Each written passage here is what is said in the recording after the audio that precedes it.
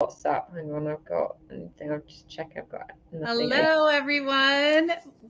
We're so happy to have you join us today. I'm Shellen Briand, a success coach with Supermoms, and I'm really excited to once again have Heather Black with me. She is the CEO of Supermoms and the best-selling author of Become a Super Salesforce Consultant, an A to Z Guide. And our time today is dedicated to our second letter of B, and what is business analysis. And we are going to spend some time with Heather, and she's going to share her expertise. So Heather, it's great to see you. You've been globe-trotting this week. Tell us Yeah. a little bit about your adventures. Oh, well, I was in Marrakesh last week with my mastermind crew. And I tell you what, it's so valuable to get together with people and to brainstorm and discuss things. And so I encourage all of you actually to think about what I was thinking about last week, but it was our goals for 2024, right? And it was just so nice to sort of step back from the day to day and to be thinking about the strategy and the approach and the goals. And I've just finished my final session with my consultancy skill trainees that I've had for the last 12 weeks. And so I set the same intention for them at the end of the session today. I was like, right, guys, you've been on this course for the last 12 weeks. What have been your main takeaways and what are your goals for 2024? I want you to write them down. I want you to say them out loud, because we need to manifest those goals. Like, we want to hold on to it. And whether that's the pay increase, the promotion, landing the job, I just encourage you all to do that now. And since I got back, I was kind of reflective. I put this on LinkedIn if any of you seen it, but I was very much saying to people, like, when you go to the Christmas parties and your networking group, since I've got back from Marrakesh, I've been at a couple of other parties, and I've been manifesting, by saying and telling people, like, this is what I'm doing, this is where, how can you help, or can I learn from you? And so I just really encourage you all to think about your goals, to tell people at all these great Christmas events and parties and things you're at, and share that with them. And right now I'm in Dublin, so I've just been to the Salesforce Dublin office for the first time, and that's great. And I can't believe it. It's so funny because I put on LinkedIn that I was going to Salesforce Dublin. Dorte, who's one of my previous Salesforce consultancy clients, she just landed a job at a Salesforce consultancy in Germany, and she's actually over here for a Dublin event. So we just got to meet up and meet in person for the first time in Dublin. One of my mentors is here who works for Salesforce. He's normally in London, so I've just met up with him. And then I was in the lift area, and a lady that went to university with, she's like here as well. And you're just like, how many people can I randomly bump into from all over the world? Salesforce Dublin Tower. So I'm here for 3 days. So I'm always a bit envious of Shellen's backdrop. She has this lovely tree and the stockings. And I'm like, I'm trying to do these live so I'm sorry I haven't got the big lovely spread that you've got, Shellen. But yeah, so that's your first challenge of this session, is to kind of write your goals, manifest them, and tell everybody about it. And I welcome you to share in the comments right now and during this session, like, what your goals are, because I'd love to know that. Shellen and I are all, Supermoms is about empowering people to achieve their goals and their potential. We do that through the training and through the recruitment, through these free educational events. So the more you tell people, the more they can reach out and help you. So I encourage anybody listening to this right now, or after it's been live, do please post in the comments and tell us about your goals for 2024, and then we can share how we might be able to help you. It is such a small world of where you run into people. And I love that advice of put it out there and let people know, because this is a time of year where companies are making plans for 2024. People are at Christmas parties. You never know what those doors are. And if they don't know what you want and what you're looking for, they can't help. So Exactly. Fantastic. Well, I want to ask you to just share from your perspective, really we hear business analysis all the time at the BA, and it's just often talked about, but describe what business analysis really is and why it's so important. Absolutely. So with business analysis, there is a professional approach to it. And I think when I started this journey, as I talk about in Become a Super Salesforce Consultant book, You sort of hit the ground learning the technical knowledge, and then you walk into an organization and you're like, right, I'm going to build this for you. The problem is you don't necessarily know what to build. You know how to build it, but you don't know what to build. And that's where the science of business analysis comes in. And it is a professional skill set. And I quickly learned that it wasn't about, I'll just work my way through asking a set of random questions. There is a formula to it, and actually, that's what led me to do a 4-week business analysis course. And it's in depth, right? There's a method to it, there's a professional approach. And for me as a consultant, I wanted to make sure that if I'm charging expensive day rates, I want the confidence and assurance that I am delivering business analysis in a considered, structured way. So 4 weeks, and it's quite an investment. It's quite a substantial long amount of time, but that's why in our Salesforce consultancy skills course that we run at Supermums, we've obviously consolidated that and made it a very, very specific package that is tailored to Salesforce and how you might tackle a project. But within business analysis, it's the key principles of it are, the first principle is making sure that you've got a very clear business case and CRM strategy written up. So there is a written agreement between everybody, and there's a proper documentation that says these are the business reasons of why we're implementing a CRM. This is what we expect the return on investment indicators to look like. So the first principle of business analysis is that big picture piece. It's what differences is going to make to the organization, and making sure that is written up in a very coherent way. The second principle is then going into the granular detail of what is it they actually need, and that is looking at how you might tailor the system for the organization. So where it goes wrong is, and this is the fact, and why Salesforce has focused attention on business analysis as a key discipline now, is that you would have people, want for a better word, going in and just implementing the off-the-shelf Sales Cloud, and there would be no customization, there'd be no change of terminology, it would be just a plug and play. And the challenge with that is that the team adopting it switch off because it doesn't speak their language, it doesn't collect the data they need, it's not tailored in any way. So with business analysis, what you're doing is starting to understand the terminology they use, the types of information they collect, the type of process that they follow. So you're producing process maps and obviously educating them about what technology can do as part of this journey, so you can evolve the process in the best way. So they're learning from you and you're learning from them, and together you're coming up with the perfect recipe. So the end result of that detailed business analysis is that you might be changing terminology of existing fields in Salesforce. You might be creating new fields that collect new information that they need. That would then be creating reports and dashboards that speak their language, and sort of demonstrate the impact, demonstrate the performance indicators that they're needing and the impact that they want to show as a business. And so that's the sort of second principle of business analysis, really, is making sure that the system is designed in a way that the team that are going to use it feel like it's their system, and that they can understand it, and that it's applied, and is making their jobs easier. It sort of is really aligned with them, and that's where you get the two big sort of benefits, really, of it. The third principle is all the documentation along that process.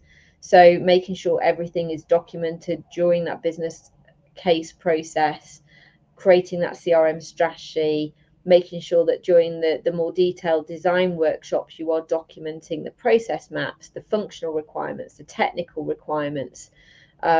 You've also got, as I mentioned last week in the Agile project management session, when you do business analysis, you're also layering in the Agile project management prioritization, and you're layering in the change management piece. And it's really important. I mean, I think we'll move on to this, but how you do how you do business analysis depends on the culture. So we'll sort of lean into that a bit more. But they're the two principles I would really focus on, Shellen. So what, and you mentioned it, certainly people aren't going to embrace it if it's not in their terminology, they're not relating to it. But what else can go wrong if one doesn't follow this particular process and doing business analysis the correct way? What are challenges? And maybe you could share a couple of examples.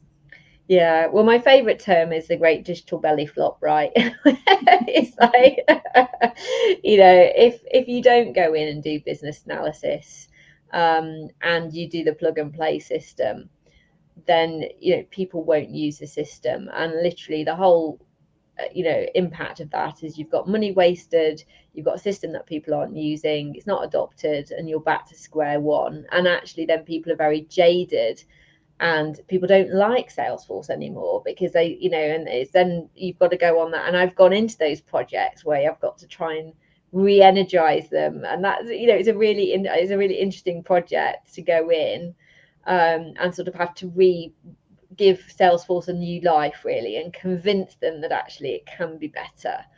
And so that's why Salesforce designed, and sort of invested more time in the business analysis piece, because they were getting projects that hadn't gone successfully because there wasn't in that investment in time and effort in business analysis. And I just really advocate people not to be a cowboy around business analysis, not to think they know what it is, but actually to get properly trained on it. Because, as I say, the course I did was 4 weeks. It's more condensed on our course, but it kind of just know the disciplines and apply them. I think, the other thing that can go wrong is where there's no documentation. So a client will be like, well, why did we do this? What is the impact? And I had a specific client which became, they were a red account with Salesforce because they were looking to leave Salesforce because they just didn't understand the value they were getting from it. And they'd spent £2 million, right, on Salesforce. And, it's an incredible amount of money. And they just didn't see the value they were getting. And the reason was because it had never been tracked. There had never been a clear business case done up front. There had been never clear indicators. So there was just no way for them to understand the value they were getting from the system to justify that amount of money. So that was the problem, is that there was a lack of documentation and clarity done up front. And so my job was to go in and to go into every team and to understand how they were using the system, to understand the value they were getting from it, to understand what future requirements they would have and what business value that would go, and almost go back to basics with them, really. And through that process, which was about 7-8 days of work, we did an audit on their system, we did an audit, all those things I just talked about. We then were able to present that back to the governance team, the management team, and that secured it, that they did continue with that account. So, that level of documentation, understanding the value they were getting, help support the business. The other situation that I've seen where things haven't been documented is that if you go into an organization and do a design workshop and you've not written up anything, there's various things that can go wrong. But as a couple of examples, is that a client can't sign off the system. So unless you've documented the functional and technical requirements and what's been done, a client can't sign off that you've completed the work, because there's not a list to go back to. And so if you've documented everything, that's, one, you get them to sign off on, yes, they're happy for this work to be done.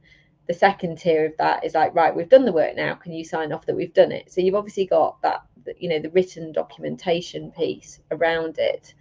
So you want to make sure that that's, evidenced. And the other reason for this also is that if that staff member that you've been liaising with leaves and you haven't got anything, agreed or written up, obviously then a new team member comes in or takes over, whether they're the project manager, the exec sponsor, or whatever it is, they can see what got signed off and why. The business reason is there also for these things. And so you've got that audit trail, and that protects you as a Salesforce professional. It makes it clear for everybody involved from a client point of view. And there's not that then, well, why was that built? Who said it got built? And that's what happens, is there'll be then this, questioning of like, well, why was that done? Who said that was going to be needed there? And so if you haven't got the audit trail, it can have so many issues. It's not best practice. You want to make sure that you're documenting everything in the right way, that there's that full audit trail, which looks very professional for the client.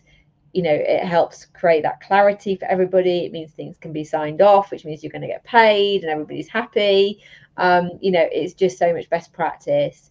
And as I sort of again shared in the book, if these things were missing in any way, it's where projects would go a bit shaky, where there'd be a bit of an upset or a challenge on a project. It would, if these things were not followed in a professional way. So this stuff can go right, it can be avoided. You can mind the gap as long as you've got that recipe to follow. And Marie, who's just, I said to the guys just finishing my course now, what were your takeaways from this course? What did you really like? And Marie was like, the templates, and Camilla was like, using the templates, using all these resources and templates, and knowing how to document everything has been one of the best takeaways from the consultancy skills course, because they've got it, they know what they need to do. That actually is why I initially found Supermoms and was so excited about the consultancy course. Honestly, I didn't know enough to realize how fortunate I was to jump into the community and to take the course. I really wanted all the templates, and I figured if you spent all these years building it out, I would benefit in my career, just like shortcut the whole process if I could have the best practices. But maybe you can dive a little deeper into what those best practices are, where people should document, and maybe some of the things. Obviously not documenting is an issue, but as you've come in to try and fix projects that have gone awry with other consultants or other situations, what issues have you walked into that you knew was an issue around documentation, like the mistakes people make and the best practices of where to keep that documentation, how to approach it so that you do have those records over time and the right people are seeing it? Yeah, absolutely. So now it's going to be a test for me, because I just did a quiz with my consultancy trainees to say, right, what are the 10 different documents you need off the back of a project? And now I've got to try and remember them off the top of my head. So it's like a quiz for myself. So so I might just, these are some of the ones, but if you want to know the full 10, go to my YouTube channel and they're all perfect.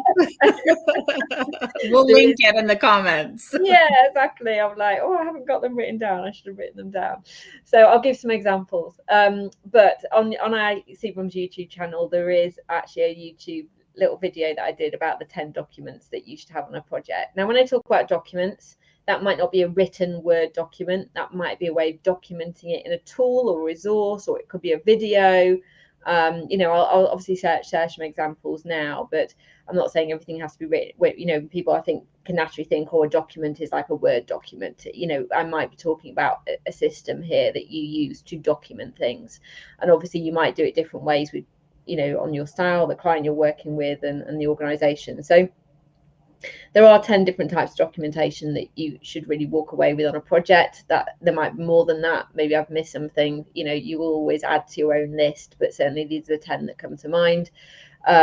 So we've got the business case, you've got the CRM strategy. The CRM strategy will include the business case, but the CRM strategy will have the wider product roadmap. It will have the risk mitigation in there. It will have, who's on, what the team is. And I say we'll have the business case in it. So the business case will slot into a wider CRM strategy piece.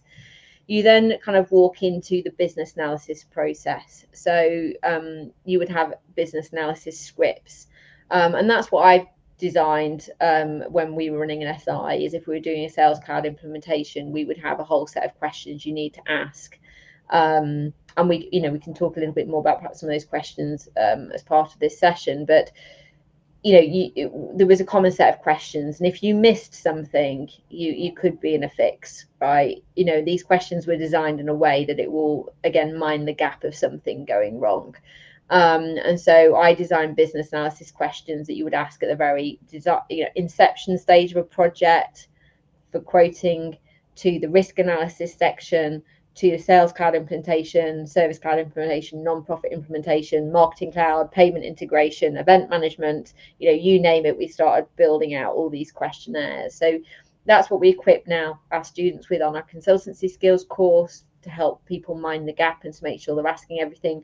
We also consider all the technical solutions that you might think through on those. So you've got these BA questionnaires. The documentation is you've got answers to all those questions, and that's the thought process behind it, because you need that, the client needs that, you've kind of got that. You need a project management plan. So who's doing what, when, what are the roles and responsibilities, what's the time frames? You need a change management plan. How are you going to communicate, and to whom, and when, and how, and what? So you've got those different aspects of it.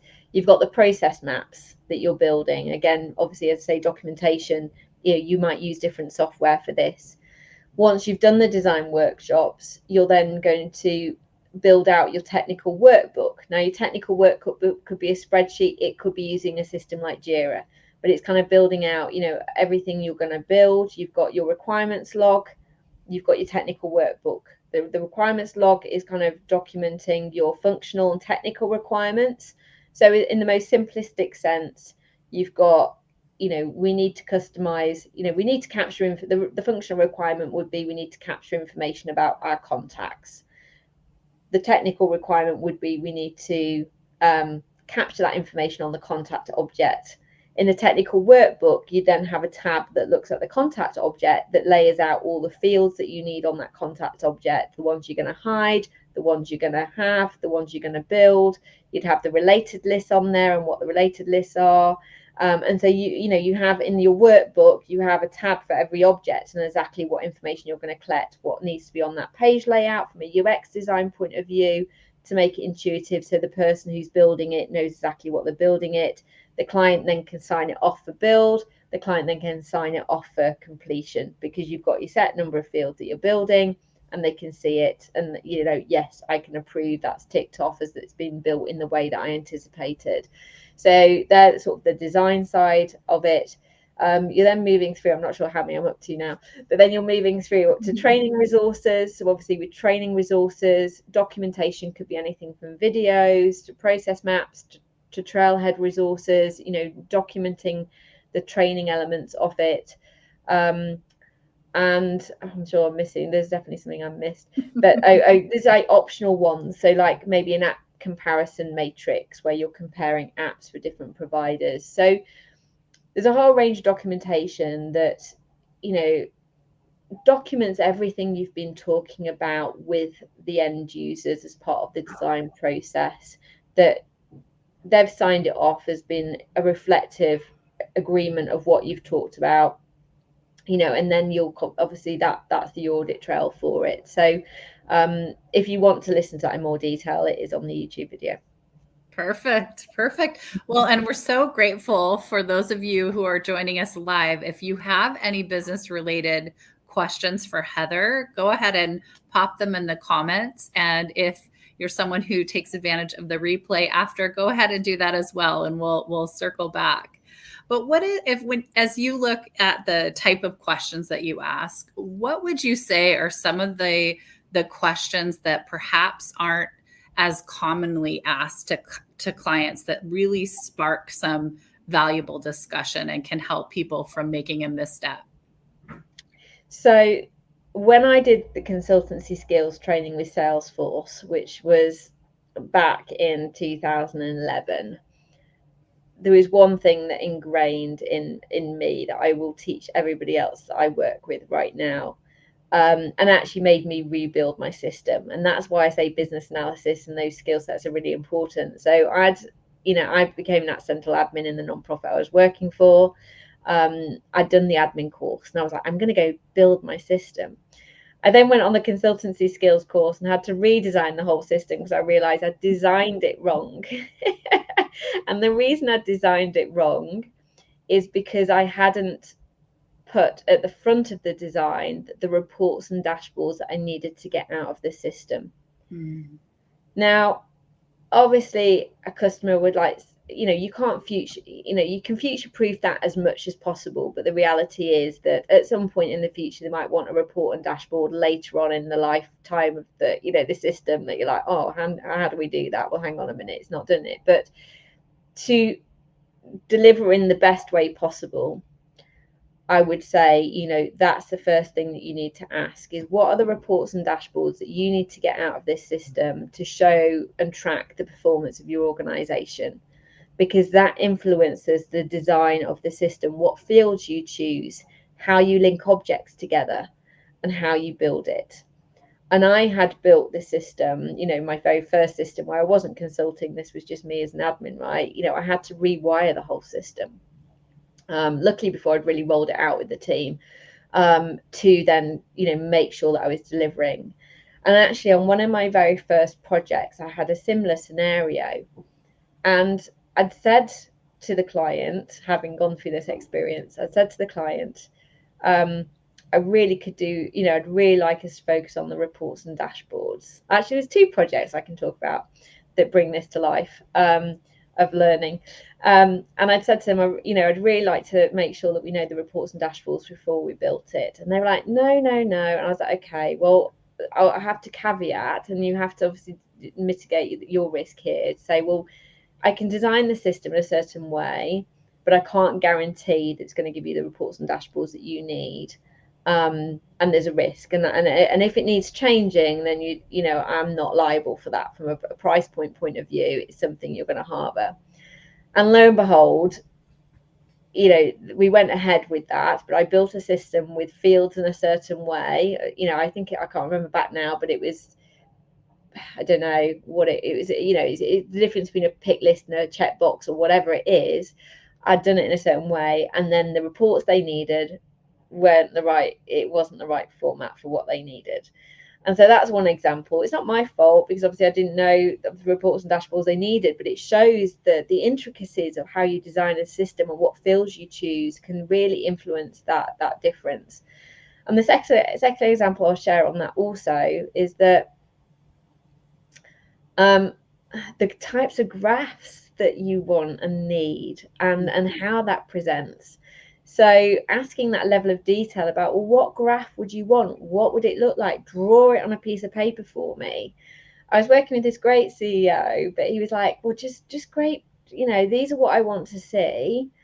But just go, do what you want with the graphs. And so I just built it in a way that it showed the right results from what I'd asked.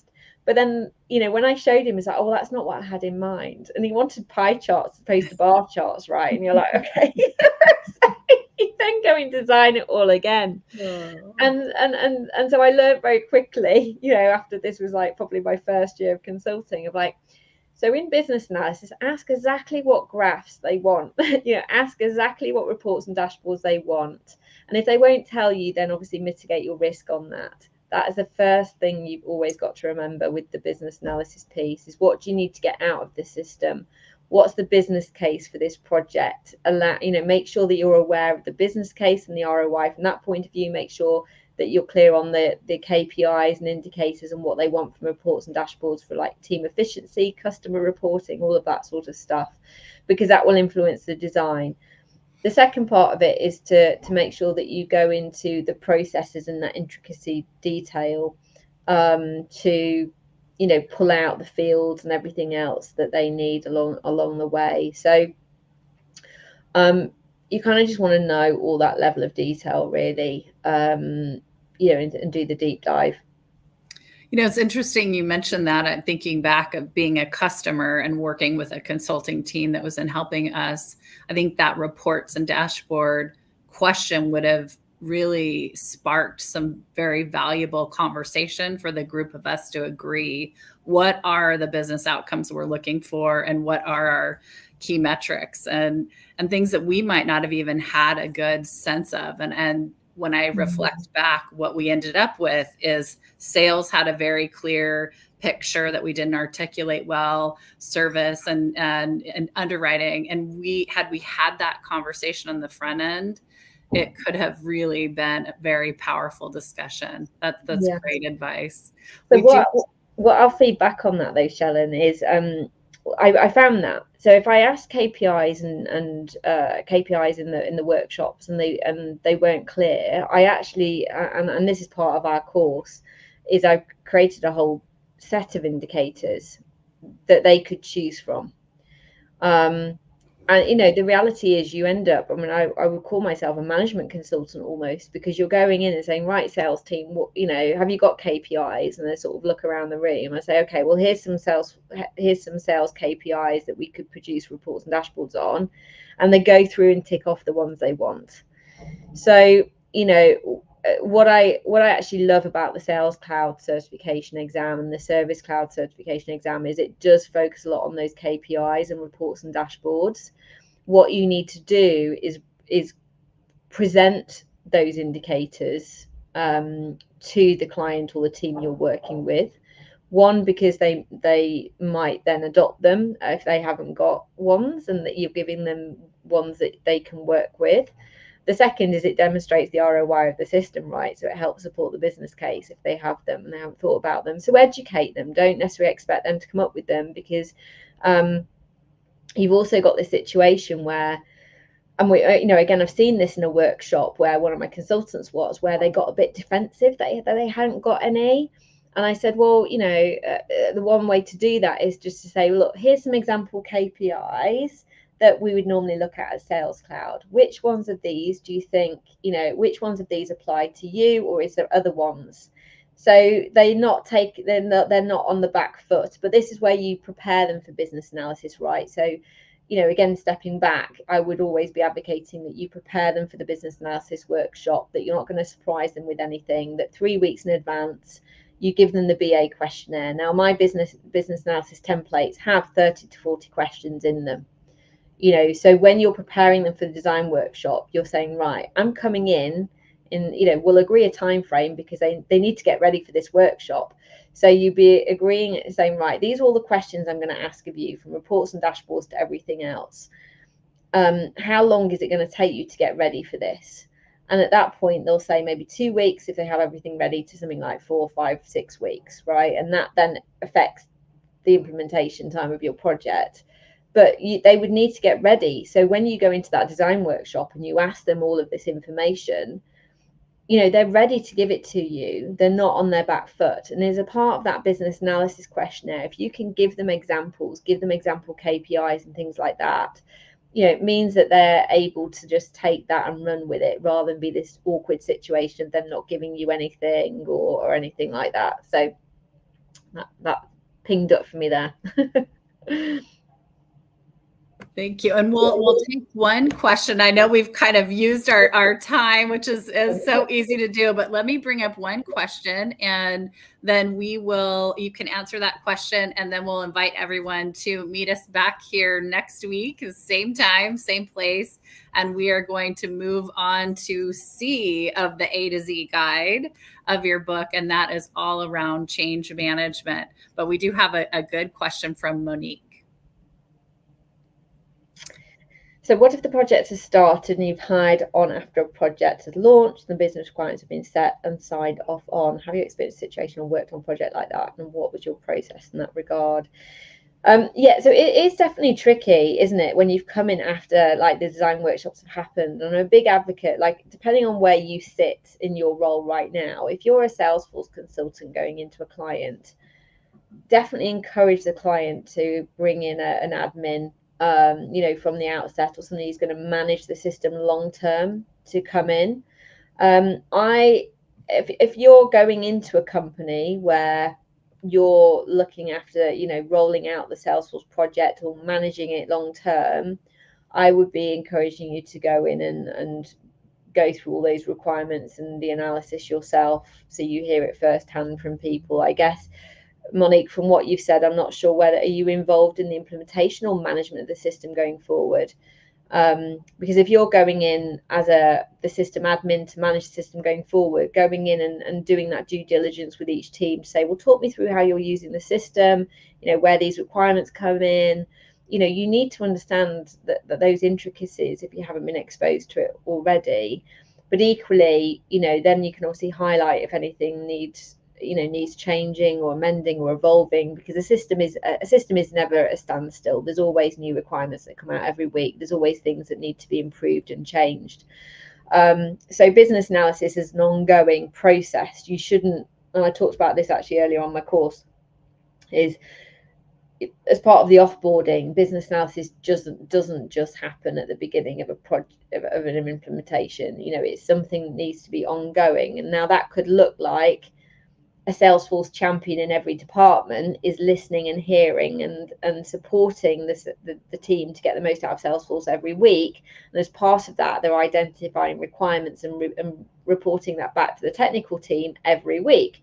So it could be an ongoing thing that they're doing, or it could be that the business analysis sits with the internal technical team, and maybe every 3 months or 6 months, depending on what is needed with the organization, they'll go and do a sort of a Salesforce business analysis session to check in how everything's going, what's working, what's not working, explain the new releases or highlight a new product and showcase what could be done differently, and doing ongoing business analysis.